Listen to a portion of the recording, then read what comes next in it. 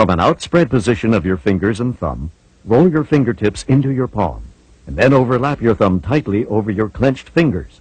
The tip of the thumb extends to the center of your middle finger. One of the best ways to learn to power punch is to use your hips. To do this, tie a string to a piece of paper and hang it from the ceiling to about chest height. Stand about a foot away, with both of your feet parallel to the paper. Keeping both loosely clenched fists in front of your chest, elbows hanging freely at your sides. Bend both knees slightly and twist your body back and forth, pivoting on the balls of your feet, letting your hips initiate the rotating motion. Simultaneously, as your body is rotating, raise your elbow to your shoulder height just in time to apply an elbow strike to the target. It is very important that your hips rotate slightly ahead of your shoulders to obtain maximum power.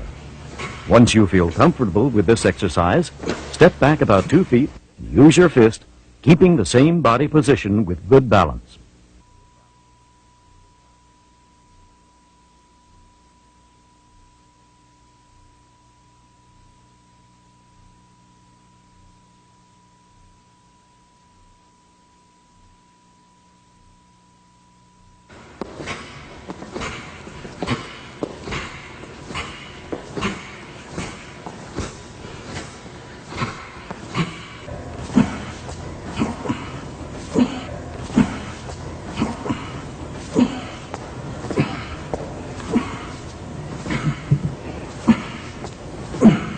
Once you have grasped this way of hitting, you can begin to work on your power blows by hitting the heavy bag. Facing the bag, bend your knees slightly, rotate your hips, and your weight should shift toward the front just before you throw a punch. If you can master this punch with the right timing by rotating your hips, you'll have a punch much more powerful than a jab. Remember to punch through the bag instead of just the surface.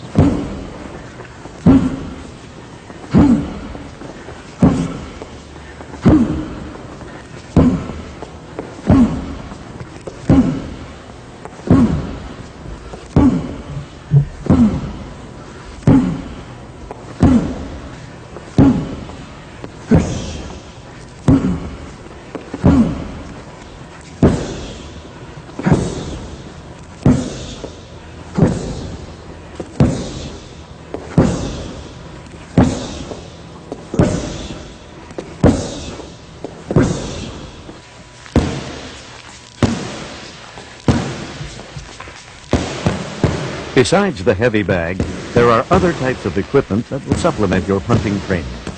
The focus pad is ideal for precision punching and increasing your speed.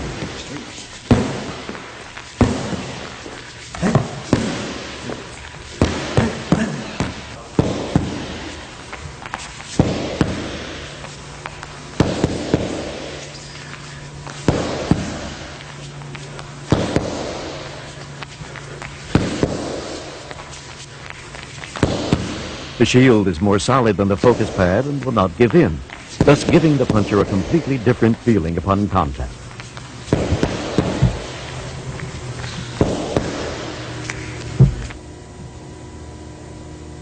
The punches are not thrown from the hips in JKD, but from the chest. The delivery should be straight and not with a twist of your hand. If you twist your hand, the knuckles will align horizontally at impact, but if you deliver straight out, it will hit the target either vertically or obliquely. Consequently, it is important that you strengthen and toughen the 3 knuckles that make impact.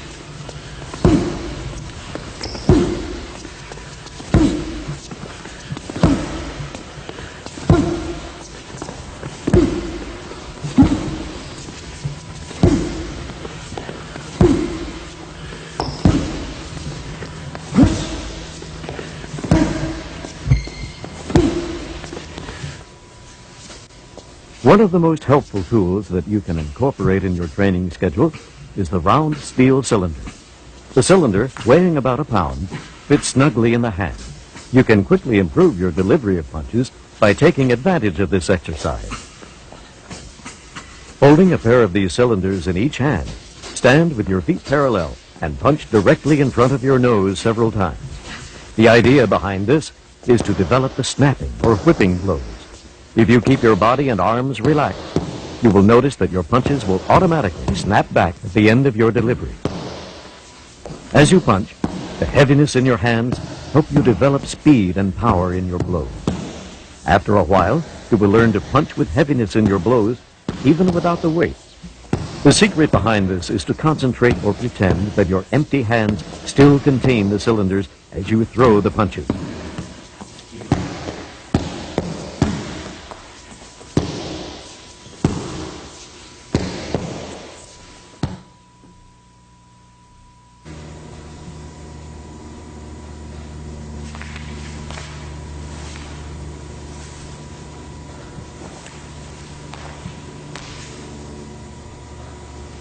To execute a powerful side kick, stand with your feet apart and parallel to each other.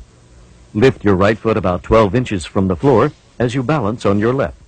Stomp your right foot straight down with force and let it snap upward about an inch from the floor. Like punching with the flowing energy, here again you should concentrate with heaviness in your foot. For the extra power, twist your hips just an instant before the full extension of your leg, so it gives you the twisting force in your kick. Then snap your foot at the full extension for the whipping effect.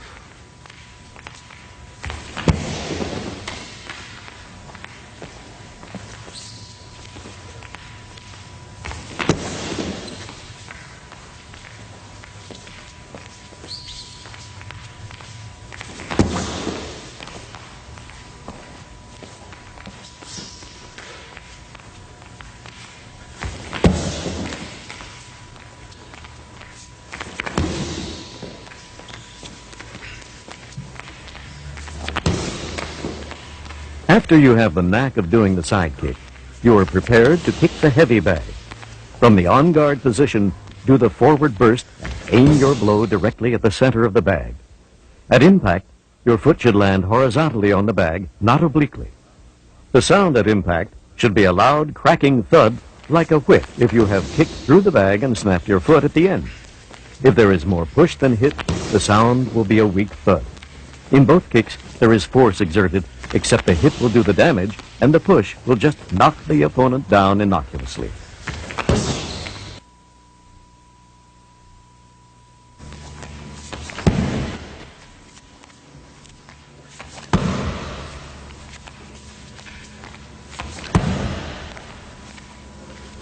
Although the front kick is not as powerful as the side kick, you can increase the explosiveness of your kick by using your hips. Instead of relying only on the snap of your foot from the knee, try jerking your hips forward just an instant before contact. Timing of this movement is very important and difficult to do, but by using your body instead of just your legs, you can add much more power to this kick.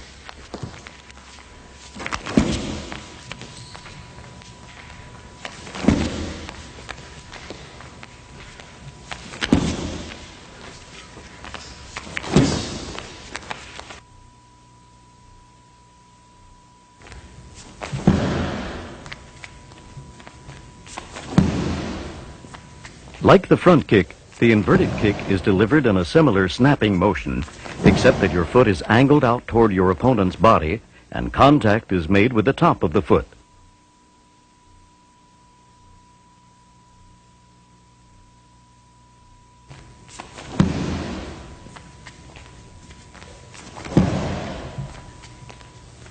Opposite of the hook kick, the inverted kick can be targeted to the legs, the groin, and the head of your opponent.